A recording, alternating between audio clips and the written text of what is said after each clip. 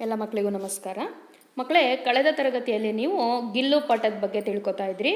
ಹೇಗೆ ಲೇಖಿಕ ಇಲ್ಲದೆ ಇರುವಂಥ ಸಂದರ್ಭದಲ್ಲಿ, ಅಂದರೆ ಅವ್ರಿಗೆ ಮೋಟಾರ್ ಆಕ್ಸಿಡೆಂಟ್ ಆಗಿ ಅವರು ಹಾಸ್ಪಿಟ್ಲಲ್ಲಿದ್ದಾಗ ಹೇಗೆ ಗಿಲ್ಲು ತನ್ನ ಭಾವನೆಯನ್ನು ವ್ಯಕ್ತಪಡಿಸ್ತಿತ್ತು ಅಲ್ಲಿವರೆಗೂ ಸಹ ಕಳೆದ ತರಗತಿಯಲ್ಲಿ ತಿಳ್ಕೊಂಡಿದ್ರಿ. उसी बीच मुझे मोटार दुर्घटना में आहत होकर कुछ दिन अस्पताल में रहना पड़ा. ಇದೇ ಸಂದರ್ಭದಲ್ಲಿ ಮೋಟಾರ್ ಆಕ್ಸಿಡೆಂಟ್ ಆಗಿ ಲೇಖಕರಿಗೆ ಕೆಲವು ದಿನಗಳ ಕಾಲ ಆಸ್ಪತ್ರೆಯಲ್ಲಿ ಇರಬೇಕಾದಂಥ ಪರಿಸ್ಥಿತಿ ಬಂತು. ಅಸ್ಪತಾಲ್ ಅಂದರೆ ಆಸ್ಪತ್ರೆ, ಅಹತ್ ಹೋಕರ್ ಅಂದರೆ ನೋವಾಗಿ ಅಥವಾ ಗಾಯಾಳು ಆಗಿ ಅವರು ಆಸ್ಪತ್ರೆಯಲ್ಲಿ ಇರಬೇಕಾದಂಥ ಪರಿಸ್ಥಿತಿ ಬಂತು. उन दिनों जब मेरे कमरे का दरवाज़ा खोला जाता गिल्लू अपने झूले से उतरकर दौड़ता था. ಆ ಸಮಯದಲ್ಲಿ ಯಾರಾದರೂ ಇವರು ಕೊಠಡಿಯ ಬಾಗಿಲನ್ನು ತೆಗೆದಾಗ, ದರ್ವಾಜ ಅಂದರೆ ಬಾಗಿಲು, ಕೋಲ್ನ ಅಂದರೆ ತೆಗೆಯೋದು, ತೆಗೆದಾಗ ಗಿಲ್ಲು ಅಪ್ನೇ ಜೂಲೆಸೆ ಉತರ್ಕರ್, ಅದಕ್ಕೋಸ್ಕರ ಕಟ್ಟಿರುವಂಥ ಒಂದು ಆ ಗೂಡಿಂದ ಕೆಳಗಿಳಿತಾ ಇತ್ತು. ಅವ್ರು ದೌಡ್ಕರ್ ಆತಾತ ಅಂದರೆ ಓಡಿ ಕೆಳಗಡೆ ಬರ್ತಾ ಇತ್ತು. ಅವ್ರು ಫಿರ್ ಉಸೆ ಕಿಸಿ ದೂಸರೆ ಕೋ ದೇಖಕರ್ ತೇಜಿ ಸೆ ಅಪ್ನೇ ಗೋನ್ಸ್ಲೆ ಮೇ ಜಾ ಬೈಡ್ತಾತ. ಆ ಸಮಯದಲ್ಲಿ ಬೇರೆ ಯಾರನ್ನೋ ನೋಡಿ ಆ ಗೂಡಿಗೆ ವಾಪಸ್ ಓಡೋಗಿ ಕೂತ್ಕೋತಾ ಇತ್ತು. ದೂಸರೆ ಅಂದರೆ ಬೇರೆಯವರು ನೋಡಿ, ತೇಜಿಸೆ ಅಂದರೆ ವೇಗವಾಗಿ ಮತ್ತೆ ತನ್ನ ಗೂಡನ್ನು ಹೋಗಿ ಕೂತ್ಕೋತಾ ಇತ್ತು. ಸಬ್ ಉಸೆ ಕಾಜು ದೇ ಜಾತೆ, ಎಲ್ಲರೂ ಅದಕ್ಕೆ ಗೋಡಂಬಿಯನ್ನು ಕೊಡ್ತಾ ಇದ್ರಂತೆ. ಅದರ ಪ್ರಿಯ ಖಾದ್ಯ ಕಾಜು. ಗಿಲ್ಲು ಕಿ ಪ್ರಿಯ ಖಾದ್ಯ ಕೌನ್ಸಿ ಹೈ ಅಂತ ಕೇಳಿದ್ರೆ ಕಾಜು ಅಂತ ಬರೀಬೇಕು. ಅದಕ್ಕೆ ಇಷ್ಟವಾಗಿರುವಂಥ ಕಾಜು ಕೊಟ್ಟರು ಕೂಡ ಅದು ತಿಂದಿರಲಿಲ್ಲ. ಅದು ಹೇಗೆ ಗೊತ್ತಾಯಿತು ಲೇಖಿಕಂಗೆ ಅಂದರೆ, ಅಸ್ಪತಾಲ್ ಸೆ ಲೌಟ್ಕರ್, ಆಸ್ಪತ್ರೆಯಿಂದ ವಾಪಸ್ ಬಂದಮೇಲೆ, ಲೌಟ್ಕರ್ ಅಂದರೆ ವಾಪಸ್ ಬಂದಮೇಲೆ, ಜಬ್ ಮೈನೆ ಉಸ್ಕೆ ಜೂಲೆ ಕಿ ಸಫಾಯಿ ಕಿ, ಯಾವಾಗ ನಾನು ಅದ್ರ ಉಯ್ಯಾಲೆಯನ್ನು ಸ್ವಚ್ಛ ಮಾಡಬೇಕು ಅಂತ ತೆಗೆದ್ನೋ, ಜೂಲೆ ಅಂದರೆ ಉಯ್ಯಾಲೆ, ಅದು ಎಲ್ಲ ಗಲೀಜಾಗೋಗಿತ್ತು, ಅದನ್ನು ಸ್ವಚ್ಛ ಮಾಡೋಕ್ಕೆ ಲೇಖಕರು ಅಥವಾ ಲೇಖಕಿ ತೆಗಿತಾರೋ, ತಬ್ ಸಫಾಯಿ ಕರ್ನೆ ಅಂದರೆ ಸ್ವಚ್ಛ ಮಾಡೋವಂಥ ಸಮಯದಲ್ಲಿ ಕಾಜು ಭರೆ ಮಿಲೆ, ಎಷ್ಟೊಂದು ಗೋಡಂಬಿಗಳು ಅದರಲ್ಲಿ ಸಿಕ್ಕಿದ್ವು. ಅದರಿಂದ ಹೆಂಗೆ ಗೊತ್ತಾಯಿತು ಲೇಖಕಂಗೆ ಅವರಿಲ್ಲ ಅಂತ, ಅದಕ್ಕೆ ಪ್ರಿಯವಾಗಿರುವಂತಹ ಕಾಜು ಕೂಡ ಕಡಿಮೆ ತಿಂದಿತ್ತು ಅಂತ. ಜಿನ್ಸೆ ಜ್ಞಾತ್ ಹೋತಾ ಹೈ, ಜ್ಞಾತ್ ಅಂದರೆ ಗೊತ್ತಾಗುತ್ತೆ ನಮಗೆ. ಒಂದಿನೋ ಅಪ್ನ ಪ್ರಿಯ ಖಾದ್ಯ ಕಿತ್ನ ಕಮ್ ಖಾತಾ ಪಡ, ನನಗೋಸ್ಕರ ಅದು ನನ್ನ ನೋಡಿದೆ, ಅದು ತನಗಿಷ್ಟ ಆಗಿರುವಂತಹ ಪ್ರಿಯ ಖಾದ್ಯವನ್ನು ಕೂಡ ತಿಂದಿಲ್ಲ ಅನ್ನೋದು ಗೊತ್ತಾಗುತ್ತೆ. ಈ ರೀತಿ ಲೇಖಿಕಾಕ್ಕೆ ಅನುಪಸ್ಥಿತಿ ಮೇ ಗಿಲ್ಲು ಕಿ ಅವಸ್ಥಾ ಕೈಸಿ ಥಿ ಸ್ಪಷ್ಟ ಕೀಜಿಯೇ ಅಂತ 3 ಮಾರ್ಕ್ಸಿಗೆ ಬರುತ್ತೆ. ಅಥವಾ ಲೇಖಿಕಾ ಕಿ ಗೈರು ಹಾಜರಿ ಮೇ ಗಿಲ್ಲು ಕಿ ಅವಸ್ಥಾಕೋ ಲಿಖಿಯೇ ಅಂತನಾದರೂ ಬರೀಬೇಕು. ಬರುತ್ತೆ ಪ್ರಶ್ನೆ, ಆಗ ಇದನ್ನು ಉತ್ತರ ಬರೀಬೇಕು. ಮೇರಿ ಅಸ್ತವ್ಯಸ್ತ ಮೇ ವೆ वह तकिया पर सिरहाने बैठकर अपने नन्हे नन्हे पंजों से मेरे सिर और बालों को हौले हौले सहलाता रहता था. ಮೇರಿ ಅಸ್ವಸ್ಥತ ಅಂದರೆ ನನಗೆ ಆರೋಗ್ಯ ಸರಿ ಇರಲಿಲ್ವಲ್ಲ ಆಸ್ಪತ್ರೆಯಿಂದ ಬಂದಾಗ, ವಹ್ ತಕಿಯ ಪರ್, ಅದು ನನ್ನ ತಲೆದಿಂಬು, ತಕಿಯ ಅಂದರೆ ತಲೆದಿಂಬು, ತಲೆದಿಂಬನ ಹತ್ರನೇ ಕೂತ್ಕೊಂಡು, ಸಿರ್ಹಾನೆ ಬೈಟ್ಕರ್, ಅದ್ರ ತನ್ನ ಪಕ್ಕನೇ ಕೂತ್ಕೊಂಡು ತಲೆ ಪಕ್ಕ, ವಹ್ ಅಪ್ನೇ ನನ್ಹೆ ನನ್ಹೆ ಪಂಜೋನ್ಸೆ, ತನ್ನ ಮೆತ್ತಗಿನ ಕೈಗಳು, ನನ್ಹೆ ನನ್ಹೆ ಅಂದರೆ ಮುದ್ದಾದಂಥ ಅಥವಾ ಸಾಫ್ಟ್ ಆಗಿರೋಂಥ ಕೈಗಳಿಂದ ಮೇರೆ ಸಿರ್ ನನ್ನ ತಲೆ, ಅವ್ರ ಬಾಲೋ ಅಂದರೆ ಕೂದಲುಗಳನ್ನ ಸೌರ್ತಾ ಇತ್ತು. ಹೌಲೆ ಹೌಲೆ ಅಂದರೆ ಸೌರದು, ಮೆತ್ತಗೆ, ಸಹಲಾತಾರ ಅಂದರೆ ಸೌರ್ತಾ ಇತ್ತು. ಅಂದರೆ ಹೇಗೆ ಆರೋಗ್ಯ ಕೆಟ್ಟಿರೋಂಥ ಸಂದರ್ಭದಲ್ಲಿ ಅಮ್ಮ ತಾಯಿ ಅಥವಾ ಅಮ್ಮ ಮಗುಗೆ ಆರೈಕೆ ಮಾಡ್ತಾರೋ ಆ ರೀತಿ ನನ್ನನ್ನು ಆರೈಕೆ ಮಾಡ್ತಾ ಇತ್ತು ಅಂತ ಲೇಖಕರು ಹೇಳ್ತಾರೆ.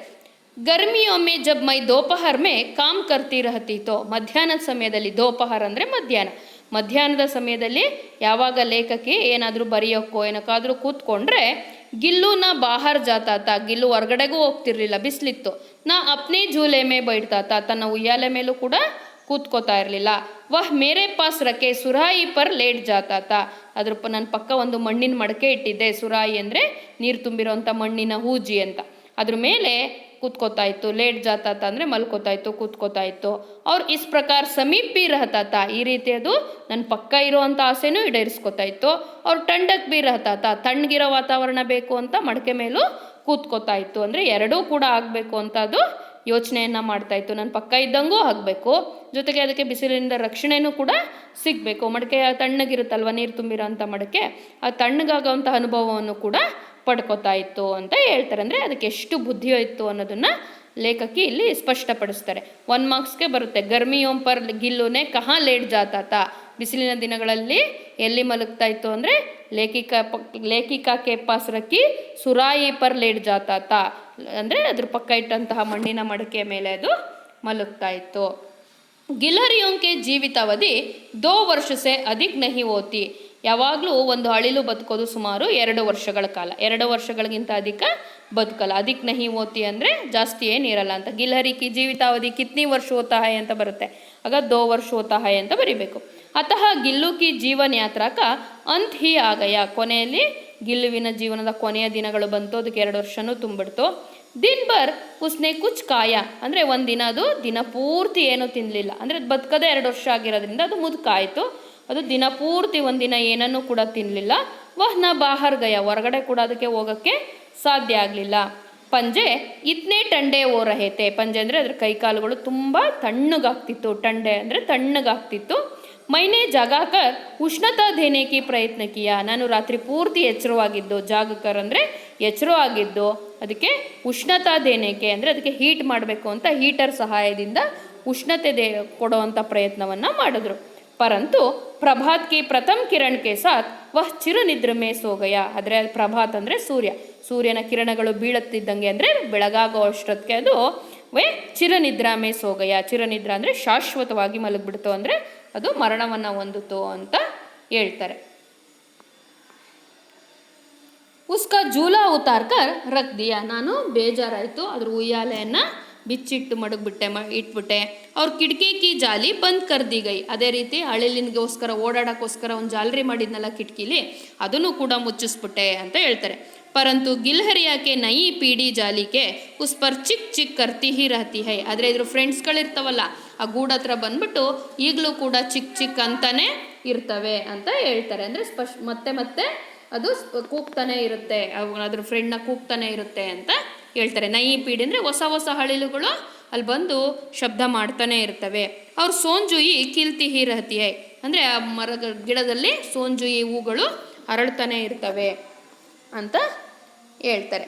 ಸೋಂಜುಯಿ ಕಿ ಲತಾಕೆ ನೀಚೆ ಗಿಲ್ಲು ಕಿ ಸಮಾಧಿ ಹೈ. ಇವ್ರೇನು ಮಾಡಿದ್ರು, ಅದಕ್ಕೆ ಪ್ರಿಯವಾದಂಥ ಜಾಗ, ಅದು ಯಾವಾಗಲೂ ಬಚ್ಚಿಟ್ಕೋತಿತ್ತಲ್ಲ ಸೋಂಜುಯಿ ಗಿಡಗಳು, ಅದ್ರ ಕೆಳಗಡೆ ಇದು ಮಲಗ್ತು. ಸೋಂಜುಯಿ ಅಂದರೆ ಒಂದು ಹೂವಿನ ಬಳ್ಳಿಯ ಹೆಸರು. ಆ ಲತೆಯ ಕೆಳಗಡೆ, ಲತಾ ಅಂದರೆ ಬಳ್ಳಿ, ಆ ಬಳ್ಳಿಯ ಕೆಳಗಡೆ ಇದು ಅದ್ರ ಗಿಲ್ಲುವಿನ ಸಮಾಧಿಯನ್ನು ಮಾಡಿದ್ರು. ಗಿಲ್ಲು ಕಿ ಸಮಾಧಿ ಕಹಾ ಬನಾಯಿ ಗಯಿ ಅಂತ ಕ್ವಶನ್ ಬರುತ್ತೆ. ಗಿಲ್ಲು ಕಿ ಸಮಾಧಿ ಸೋಂಜುಯಿ ಲತಾಕೆ ನೀಚೆ ಬನಾಯಿ ಗಯಿ.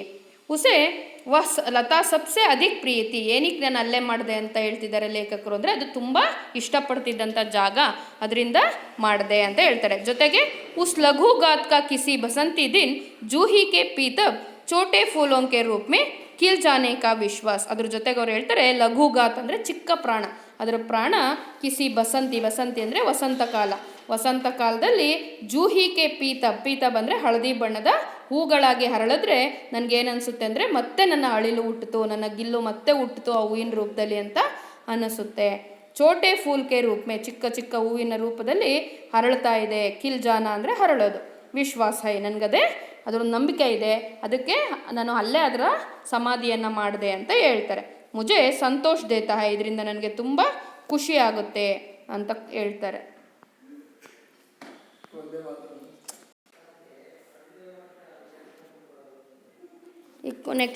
ಈ ಪ್ಯಾರಾಗ್ರಾಫಲ್ಲಿ ಏನೇನು ಕ್ವಶನ್ ಬರುತ್ತೆ ಅಂದರೆ 4 ಮಾರ್ಕ್ಸ್ಗೆ ಇಂಪಾರ್ಟೆಂಟ್ ಕ್ವಶನ್ ಬರುತ್ತೆ. ಗಿಲ್ಹರಿ ಕಿ ಅಂತಿಮ ದಿನಾಂಕ ವರ್ಣನ್ ಕೀಜಿಯೇ. ಗಿಲ್ಹರಿಯ ಕೊನೆಯ ದಿನಗಳನ್ನು ವರ್ಣಿಸಿ ಅಂತ.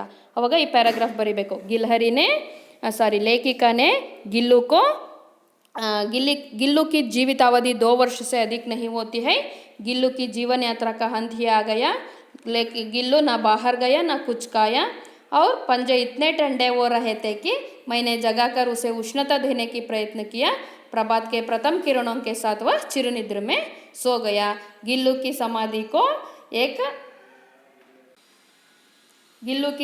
को ಸೋಂಜುಯಿ ಲತಾ ಕೆ ನೀಚೆ ಬನಾಯಿ ಗಯಿ ಅಂತ ಬರೀಬೇಕು. ಇಲ್ಲಿಗೆ ಪಾಠ ಕ್ಲೋಸ್ ಆಗುತ್ತೆ. ಇದಕ್ಕೆ ಸಂಬಂಧಪಟ್ಟಂಗೆ ಕ್ವಶನ್ ಆನ್ಸರ್ ಕೊಡ್ತೀನಿ, ಬರೆದು ನನಗೆ ವಾಟ್ಸಪ್ ಮಾಡಿ. Thank you.